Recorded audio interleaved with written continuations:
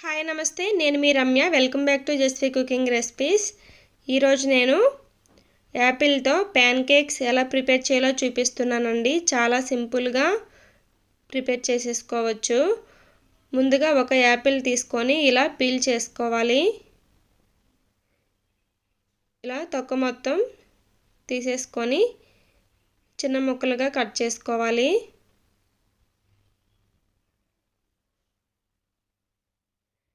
యాపిల్ని ఇలా 4 వైపులా ఈ విధంగా కట్ చేసుకుంటే మనకి మధ్యలో గింజలు ఉండిపోతాయండి.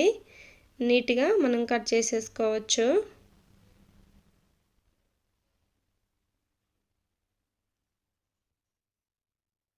ఇలా ఈ విధంగా ముక్కలుగా కట్ చేసుకోవాలి. ఇప్పుడు మిక్సీ జార్ తీసుకొని మిక్సీ జార్లో యాపిల్ ముక్కల్ని వేసుకొని కొన్ని వాటర్ని యాడ్ చేసుకొని మెత్తగా గ్రైండ్ చేసేసుకోవాలి. ఇలా గ్రైండ్ చేసుకున్న పేస్ట్ని ఒక బౌల్లోకి వేసుకోవాలి.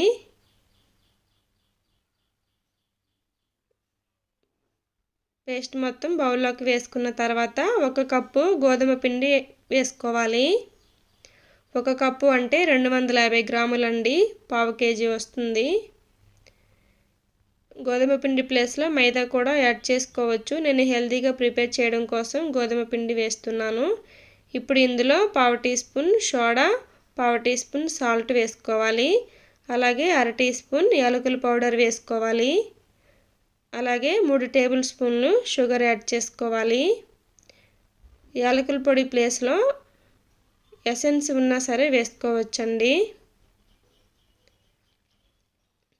ఇప్పుడు వీటిని బాగా ఒకసారి స్పూన్తో కలుపుకొని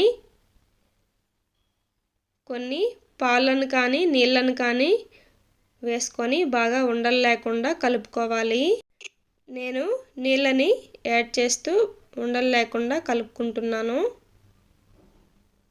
ఇలా బీటర్తో కానీ లేదంటే విస్కర్తో కానీ ఉండలు లేకుండా బాగా కలుపుకోవాలి. మీకు ఇలా కష్టం అనిపిస్తే మిక్సీలో కూడా వేసేసుకోవచ్చండి. ఇలా ఉండలు లేకుండా బాగా కలుపుకొని ఇప్పుడు స్టవ్ ఆన్ చేసి దోశ ప్యాన్ పెట్టుకొని ఆయిల్తో ప్యాన్ మొత్తం స్ప్రెడ్ చేసుకోవాలి. ఇప్పుడు ఒక్కొక్క గరిట చిన్న చిన్న ప్యాన్ కేక్స్ వేసుకోవాలి.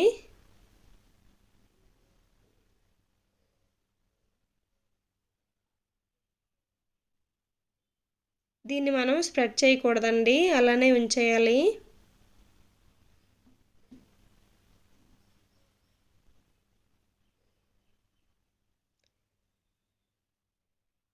ఇప్పుడు సిమ్లో పెట్టుకొని పైనుంచి కొంచెం ఆయిల్ వేసుకొని మూత పెట్టుకొని సిమ్లో ఉడికించుకోవాలి. 2-3 నిమిషాలు ఉడికించుకుంటే సరిపోతుంది. నాన్ స్టిక్ అయితే ఆయిల్ వేయకపోయినా పర్వాలేదండి.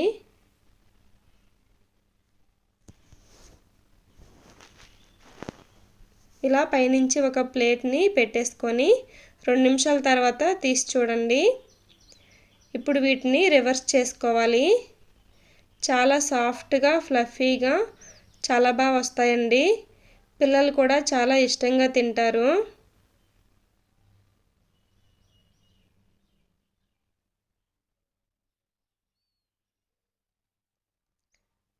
బనానాతో కూడా ఇలా డోరా కేక్స్ ప్రిపేర్ చేసుకోవచ్చండి. ఆ రెసిపీ కావాలంటే నా ఛానల్లో ఉంది, తప్పకుండా చూసి ట్రై చేయండి.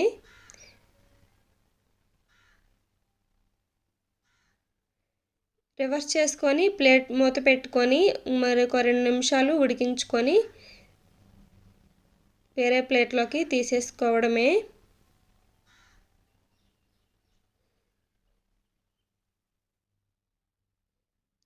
చాలా బాగా కుక్ అయిపోతాయండి. ఇప్పుడు పెద్దవి వేసుకుందాం.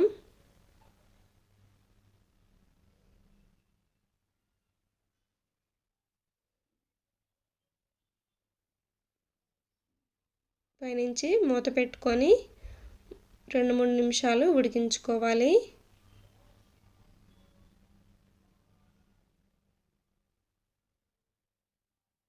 ఇలా ఆయిల్ వేసుకొని మరొకసారి మూత పెట్టుకొని ఉడికించుకుందాం.